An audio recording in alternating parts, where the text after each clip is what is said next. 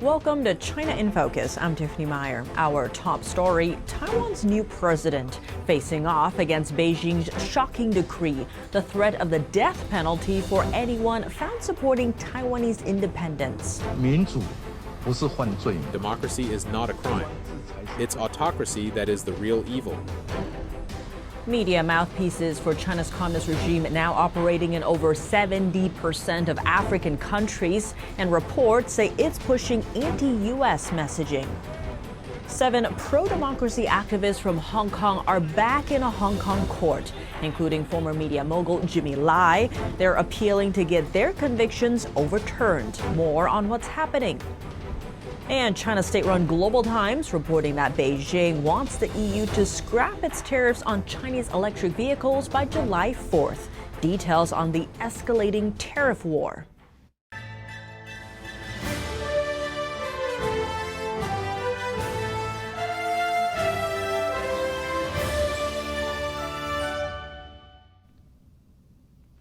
Taiwan's president is responding to Beijing's death threats against supporters of Taiwanese independence.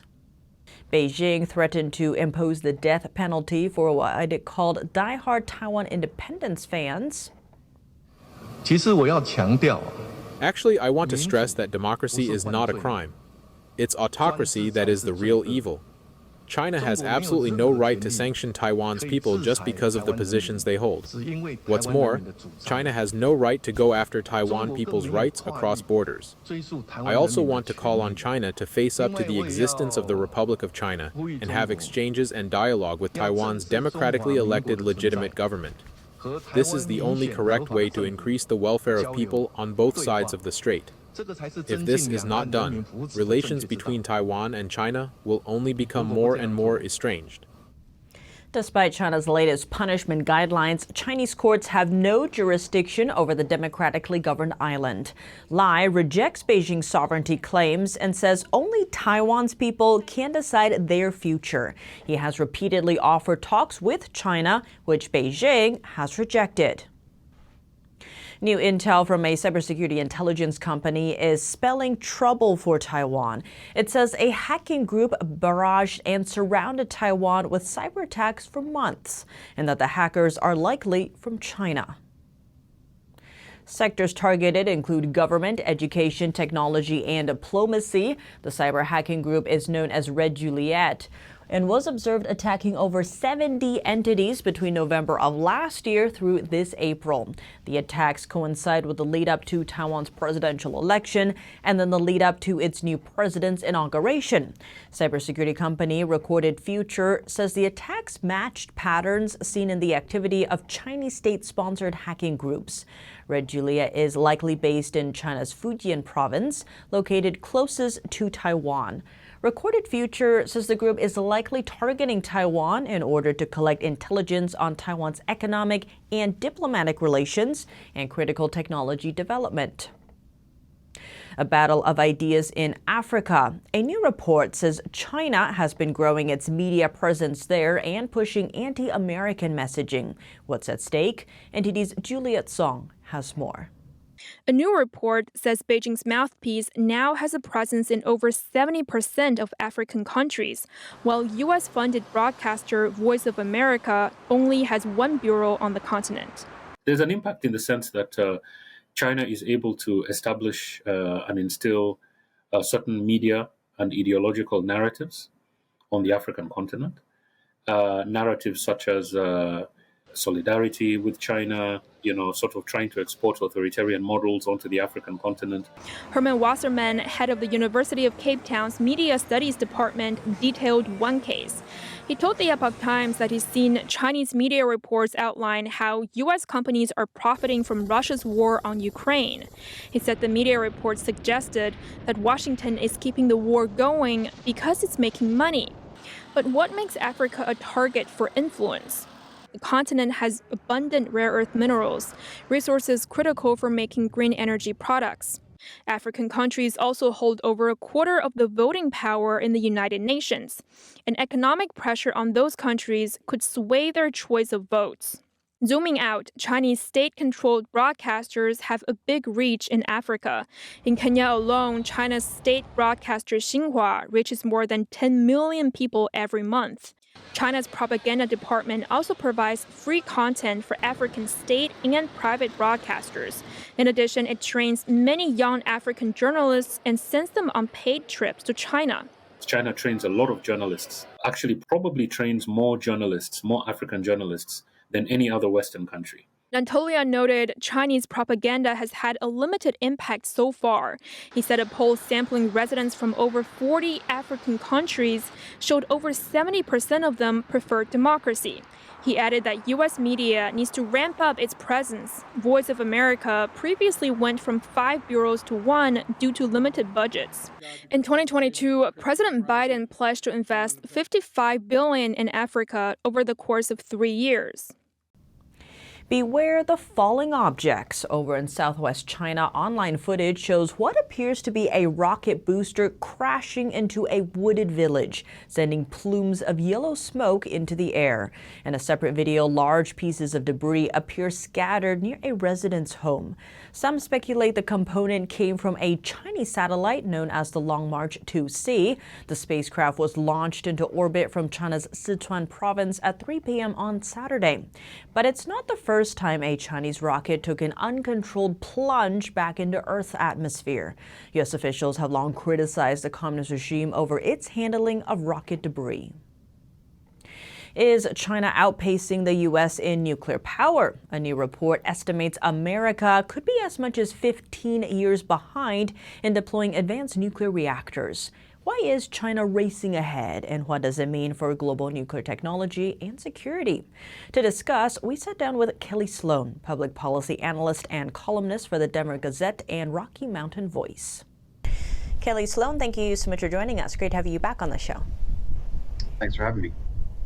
Now, a new report is saying that China is likely 10 to 15 years ahead of the U.S. when it comes to deploying fourth-generation nuclear reactors at scale.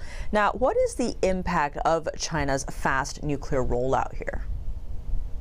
Well, I think the large part of the impact is going to be on their domestic energy, for one thing, and how that plays out at home. I think it's also going to play a lot into their nuclear weapons program.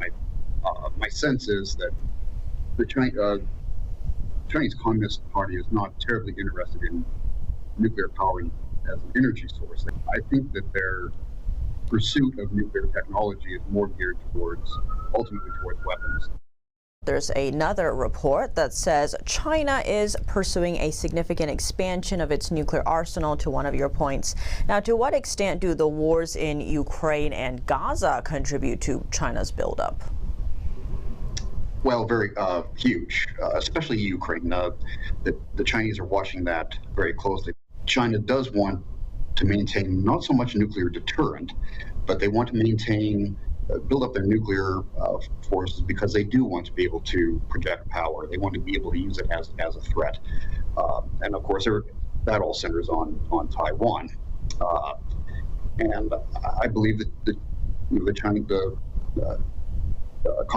Chinese Communist Party, there is some scenarios where they would potentially use nuclear weapons. A colleague of mine, when we were in Taiwan 2 years ago, asked a former Taiwanese foreign minister if he believed that China would use nuclear weapons in an assault on Taiwan. And his rather chilling answer was that China wants the island, not the people. And that's precisely correct. For all their bluster and rhetoric about reunification, and let's face it, the Republic of China has never been part of the People's Republic of China, so there's no such thing as reunification. But for all their rhetoric about uniting the two Chinas and all this, what they want is the island, because an independent Taiwan that's aligned and allied with Western powers prevents China from having a true blue water navy. They don't have access to the Pacific for anything that can project power. So they want the island, and that's going to have to work into all of our calculations. And the more that the Chinese can build up their own nuclear program, their own nuclear weapon program, it gives them somewhat of an upper hand in the Indo-Pacific, because we know that threat is there. Now, expanding on that, what are the risks of this no interest in arms control when it comes to China? Certainly don't trust China not to want to engage in any kind of an arms race. I think we are in one with them. I think in America in particular, there are ignorance over the last several years of investing in missile defense in particular, and in modernizing our own nuclear weapons arsenal has been problematic, and I think that's a problem that's only going to grow in the future. Now, the other calculation, of course, is that if China were to use a nuclear weapon, say in Taiwan, that would be a game changer, just like a Russian nuclear strike, tactical nuclear strike in Ukraine would be. I don't care who the president is. It won't matter who the prime minister of Great Britain is. Won't matter who the prime minister of Australia is. Won't matter who's running the EU countries. The entire world will now be aligned against China. They know that.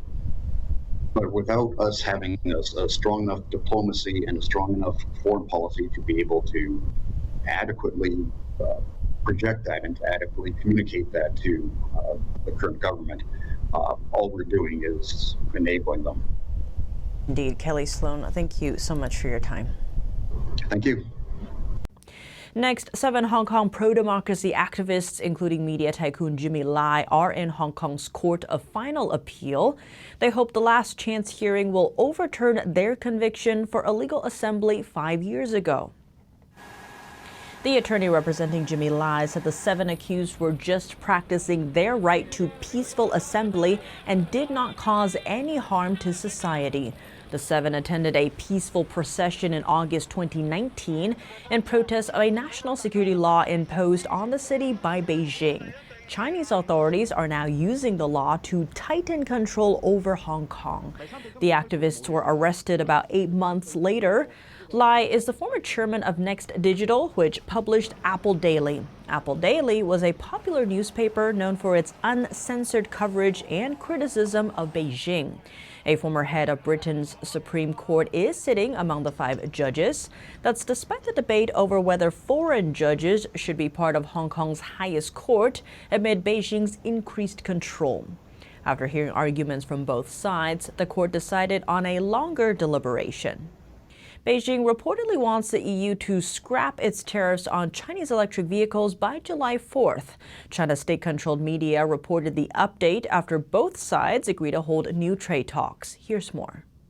China is pressing the EU to drop its new tariffs on the country's electric vehicles.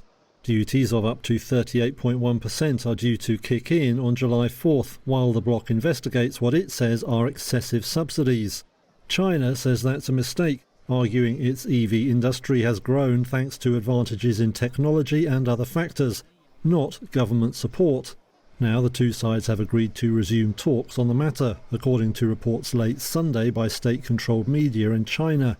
Visiting the country over the weekend, Germany's economy minister had said the doors for discussion were open.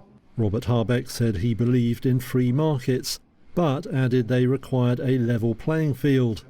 Beijing has signalled that it does not want a trade war, but is ready to retaliate if needs be. Officials have reportedly begun an anti-dumping probe into European pork imports, indicating that they could be a target. It's thought dairy goods and some cars could also be hit. The EU tariffs are due to be finalised in early November, once the anti-subsidy investigation wraps up. They are driven by concerns that a flood of cheap imports from China could harm European automakers. The US has already quadrupled its tariffs on Chinese EVs over similar concerns. That's all for today's China in Focus on YouTube. We're now sharing a shortened version of our program here after being demonetized for 3 years. If you'd like to support us, consider donating. Find us at donorbox.org/China-in-focus or subscribe to our partner platform Epic TV, where you can watch our full episodes. Just click the link down below. Here's what to look out for in our second half. At least 47 in one Chinese city are dead as severe flooding wreaks havoc in the region. We zoom into one tragedy where one woman says her mother-in-law was killed by a man-made onslaught. An American nuclear-powered aircraft carrier has arrived in South Korea. This as the two countries prepare for military drills with Japan. What's the message to China and North Korea? And what would the future look like in the South China Sea if the Chinese Communist Party is left unchecked? An expert joins us to discuss the CCP's new maritime law in the region. It's an illegal law, if you like, when applied to the international community. More on that after the break here on China in Focus. Thanks for watching China in Focus. I'm Tiffany Meyer. See you tomorrow.